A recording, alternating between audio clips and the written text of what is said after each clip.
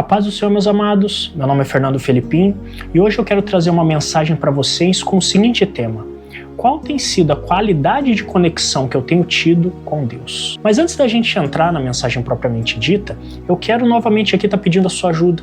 Quero pedir que você se inscreva neste canal, que você comente, que você compartilhe, que você ative o sininho das notificações que fica bem aqui embaixo. Porque assim, fazendo tudo isso, você incentiva o YouTube a mandar essa mensagem para mais vidas. E todas as vezes que eu lançar um vídeo novo, você vai receber uma notificação aí no seu aplicativo. Seja um semeador da palavra de Deus nessa terra. Amém? Vamos ao vídeo. Eu quero começar lendo aqui com vocês uma passagem que ela fica lá no livro de Apocalipse.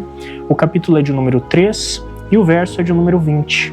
E ele vai dizer assim: Eis que estou à porta e bato. Se alguém ouvir a minha voz e abrir a porta, entrarei até ele e com ele cearei e ele comigo. E quando eu meditava nessa mensagem, Deus ele me fazia refletir sobre a história de um homem chamado Saul. E para que a gente tenha um pouco de contexto, eu vou trazer aqui de forma resumida e sucinta a parte da história em que Deus ele trazia à minha mente. Saul, ele foi o primeiro rei escolhido para governar a nação de Israel. Numa certa época, o povo ele começou a clamar ali por um líder e Deus ele começou a procurar uma pessoa ali para assumir esse posto. Deus viu em Saul ali certas características que agradaram a ele. E ele decidiu que esse homem, Saul, seria o grande líder. Deus preparou, Deus equipou, Deus colocou um espírito excelente naquele homem e Deus ele foi ajudando Saul ali em toda a sua caminhada. Desde o trajeto dele ser nomeado rei até ele efetivamente tomar posse do cargo que Deus tinha prometido para ele. Durante muito tempo ali no começo da trajetória desse homem, a gente vai ver que Saul ele foi o bravo guerreiro que Deus queria. Deus inspirava ele a lutar, ele ia lutar. As pessoas se levantavam contra o reino de Israel e Saul ia lá e defendia, lutava, protegia a população, ele estava preocupado com as pessoas. E ele dava muito ouvidos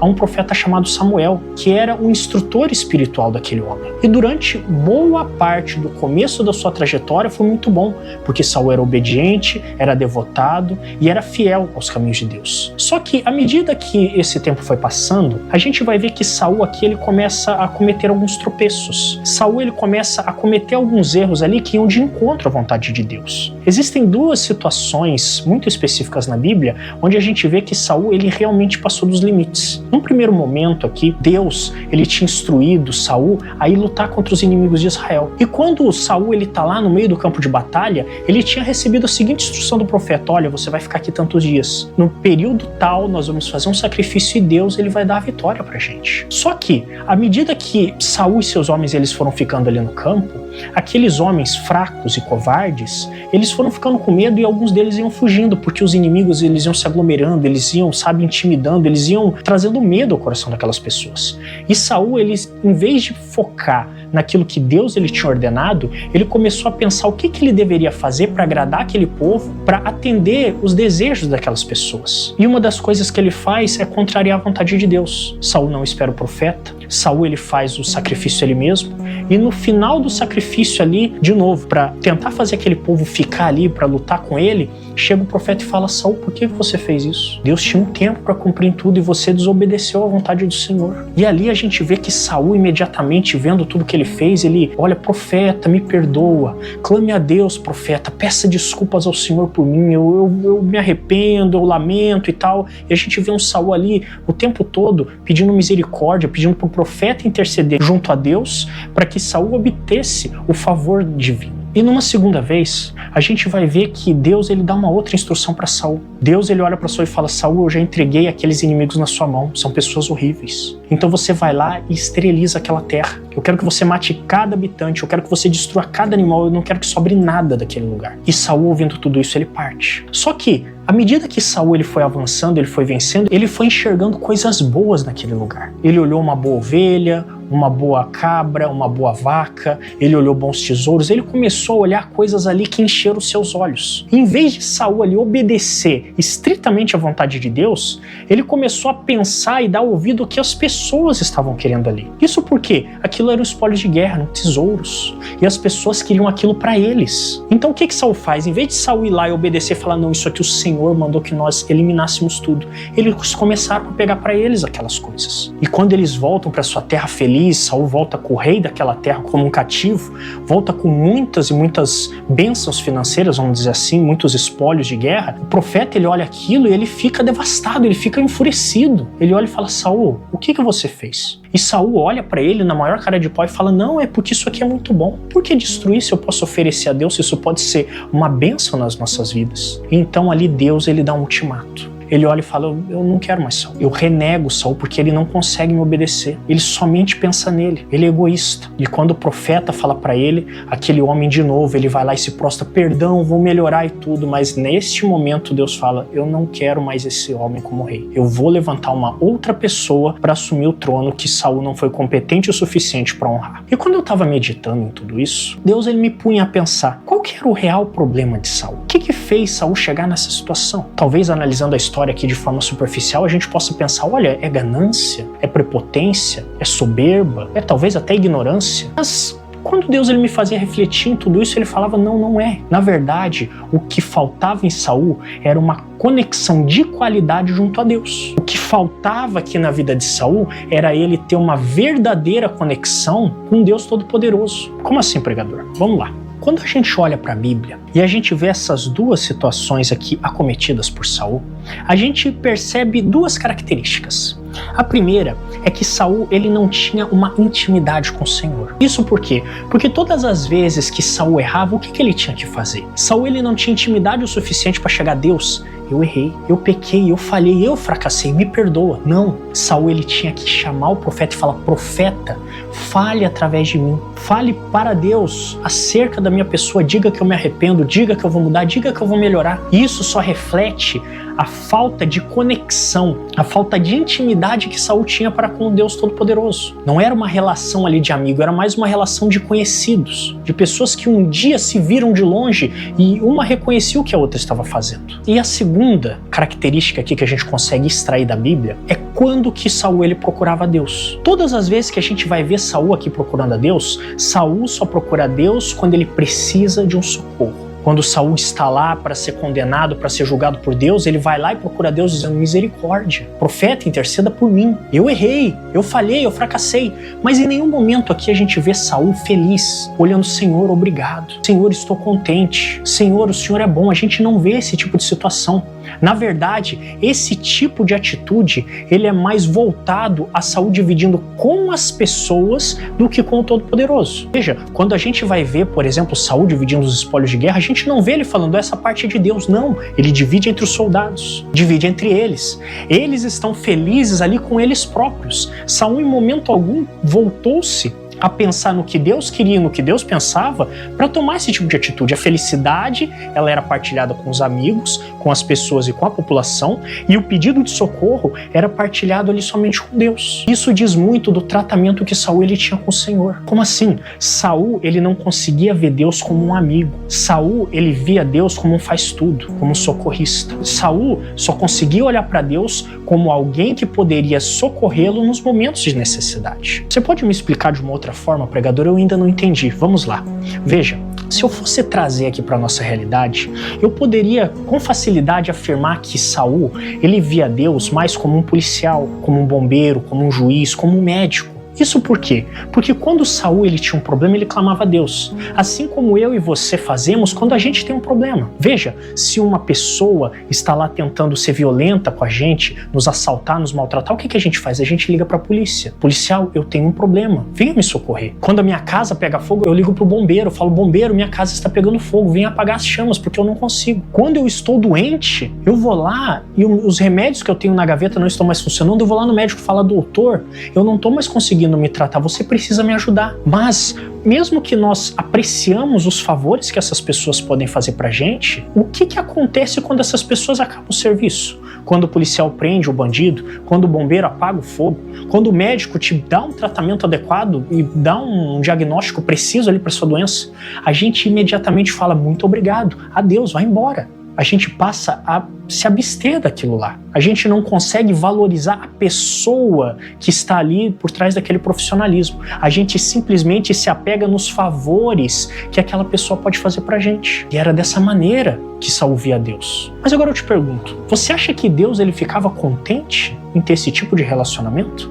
Você acha que Deus, quando ele olha pra gente, ele quer esse tipo de relacionamento conosco? E a resposta é óbvia, não. Quando Deus ele me falava sobre tudo isso, ele começava a me colocar a pensar: o que Deus ele verdadeiramente quer com o relacionamento conosco? Muitas das vezes nós estamos tão acostumados a procurar Deus só no momento de necessidade que a gente acaba esquecendo o verdadeiro valor de um relacionamento com Deus. Isso por quê? Porque na verdade Deus, quando ele chega, ele bate aqui na porta, como ele está falando aqui nesse versículo de Apocalipse, ele não está batendo na porta dizendo: ei, eu só vim te socorrer, eu vim aqui, prendi o ladrão e estou indo embora. Não.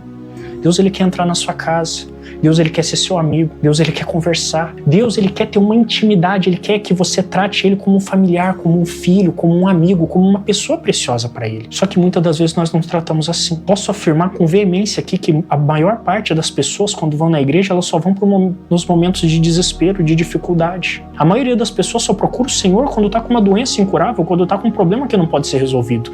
Mas a maioria das pessoas, quando elas recebem o favor de Deus, a primeira coisa que elas fazem é fechar essa porta. Deus vai lá, chega na vida delas, bate na porta, traz o socorro, e depois que essa pessoa recebe essa encomenda que ela buscou com tanta oração, ela vai lá e fecha a porta de novo. E muitas das vezes nós pensamos que isso é verdadeiramente ter um relacionamento com Deus. Só que Deus, meu irmão, ele é muito mais que isso. Quando Deus ele fala que ele quer entrar na sua casa, ele quer cear com você, ele não está dizendo que ele quer que você olhe e analise quais as vezes que Deus ele pode ou não entrar na tua vida. Na verdade, quando Deus ele está dizendo isso aqui pra gente, ele está falando: ei, eu já bati na porta, mas eu quero ter livre acesso à sua vida. Eu não quero mais ficar batendo na sua porta e falando: ei, será que eu posso entrar dessa vez? Ei, será que hoje a gente pode conversar? Será que hoje é um dia propício pra gente ter uma conversa sensata? Uma conversa sincera? Não. Na verdade, o que Deus ele quer é que você entregue essa chave, que você deixe a chave da porta do seu coração nas mãos de Deus. Porque Deus, ele muitas das vezes ele quer entrar na sua vida, ele quer fazer mudança. Ele quer chegar lá naquele momento em que você não chamou ele. Ele quer poder entrar na sua casa naqueles momentos em que ele sabe que você precisa, mas você não entende. Deus não quer que você fique fechando a porta na cara dele. A verdadeira dinâmica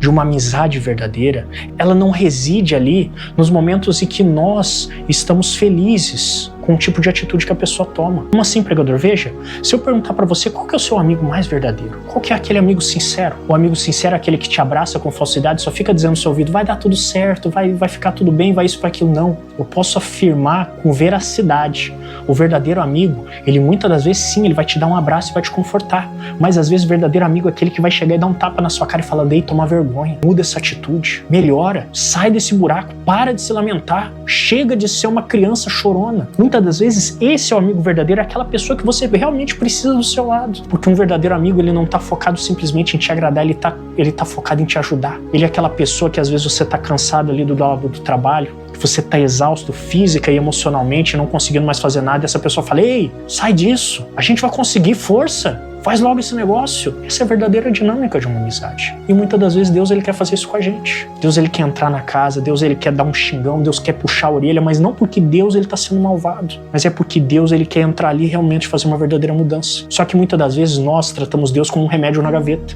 A gente só vai lembrar dele quando está com dor. A gente só vai lembrar de Deus quando a gente está sofrendo. Deus não quer isso. Deus não quer ser só o seu juiz, Deus não quer ser só o seu médico, Deus não quer ser só o seu guarda. Deus quer ser um verdadeiro amigo na sua vida. Deus quer ter uma verdadeira conexão de qualidade com você.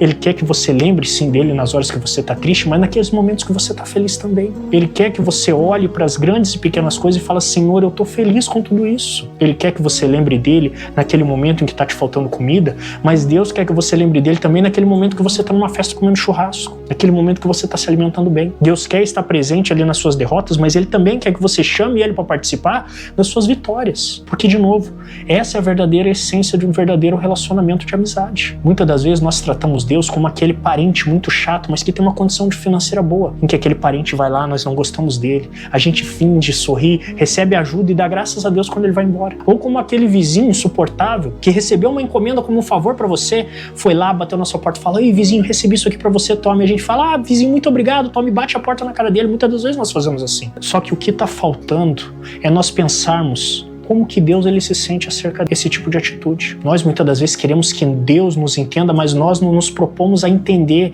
o que Deus ele está sentindo, o que Deus ele está pensando. Deus não quer ser o step no seu carro, ele quer ser o seu pneu principal.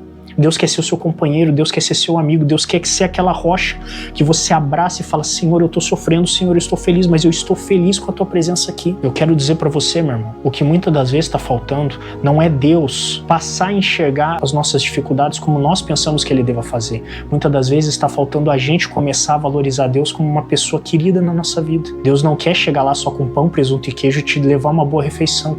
Deus quer que você esteja feliz com a presença dele, dizendo: Senhor, eu não tenho nem café, mas vem aqui tomar um copo d'água comigo, porque o meu prazer ele não está focado naquilo que o Senhor está trazendo, mas o meu prazer ele está focado na tua presença perto de mim. Estar com o Senhor mesmo sem nada, ainda assim para minha felicidade, é isso que Deus ele quer com a tua vida. E eu quero perguntar para você, qual tem sido a qualidade de conexão que você tem tido com Deus? Você tem tratado a Deus como um verdadeiro amigo, ou você também, assim como Saul, tem visto Deus simplesmente como uma pessoa que pode resolver os seus problemas e que precisa ir o mais rápido possível embora da sua vida assim que ele trouxer a solução?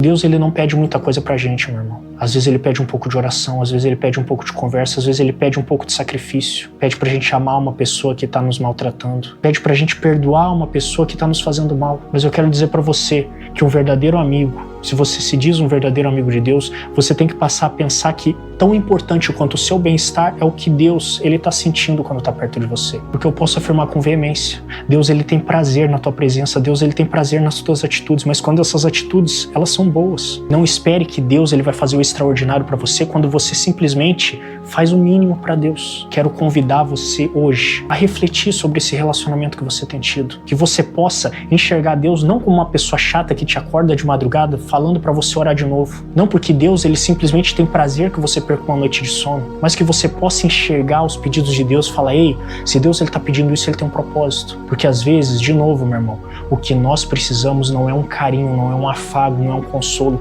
mas é aquele tapa no ombro dizendo: ei, levanta, ora, porque eu quero fazer alguma coisa na tua vida. E às vezes é esse tipo de atitude aparentemente difícil de aceitar que vai fazer uma grande diferença na nossa vida. Comece a repensar o tipo de conexão que você tem tido com o Senhor. Não afaste Deus da sua vida, não tranque essa porta. Pelo contrário, se você deixou Deus entrar, não diga para Ele: Deus, bata na porta toda vez de entrar. Dê a chave para Ele e fala: Senhor, quando o Senhor quiser, entra na minha vida, faz a mudança, muda a estrutura. Se tiver que vir aqui e gritar comigo porque eu estou fazendo alguma coisa errada, grite, mas seja um amigo verdadeiro. Me faça enxergar essa amizade, me faça ter uma relação íntima com o Senhor, porque eu tenho certeza, meu irmão, no momento em que você começar a fazer isso, você vai ver mudanças na sua vida, às vezes boas, às vezes ruins, mas sempre na direção certa, porque apesar de muitas das vezes aquele amigo que é um pouco mais áspero, ele te trazer algum tipo de mágoa, ele é aquela pessoa que te traz mais resultado porque ele verdadeiramente está preocupado com você.